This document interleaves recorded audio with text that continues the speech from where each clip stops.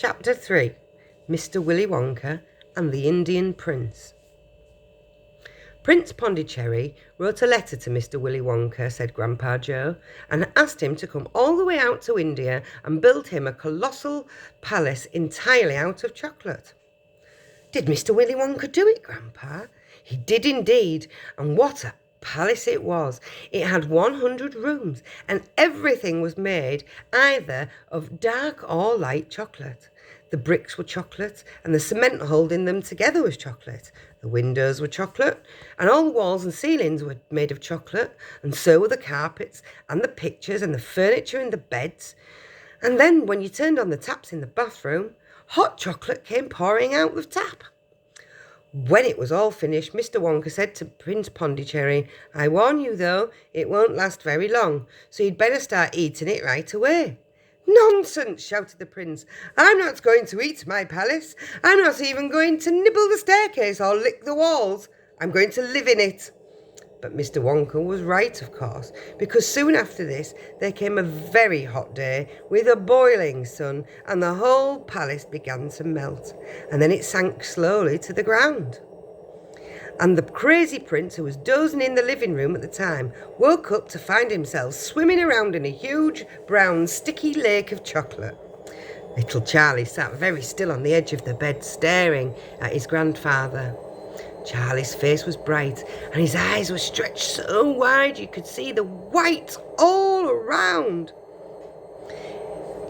"Is all this really true?" he asked, "or are you pulling my leg?"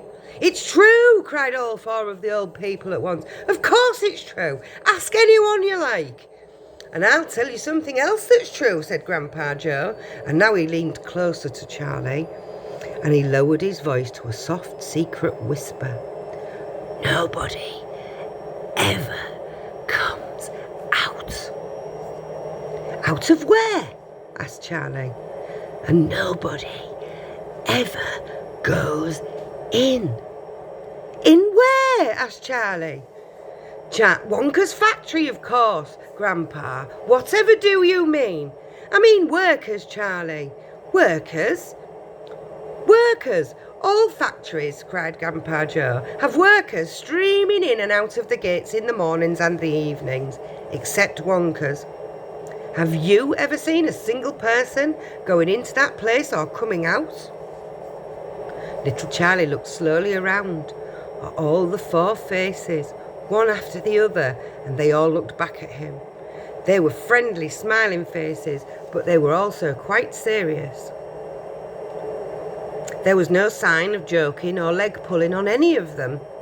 "Well, have you?" asked Grandpa Joe. I really don't know, Grandpa," Charlie stammered. "Whenever I walk past the factory, the gates seem to be closed." "Exactly," said Grandpa Joe. "But there must be people working there."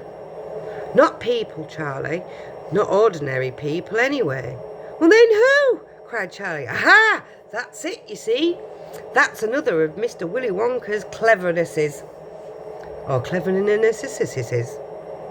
"Charlie, dear," Mrs. Bucket called out from the door where she was standing, "it's time for bed. That's enough for tonight." "Oh, but Mother, I must hear." "Tomorrow, my darling." "That's right," said Grandpa Joe. "I'll tell you the rest of it tomorrow evening." It's the end, chapter 3.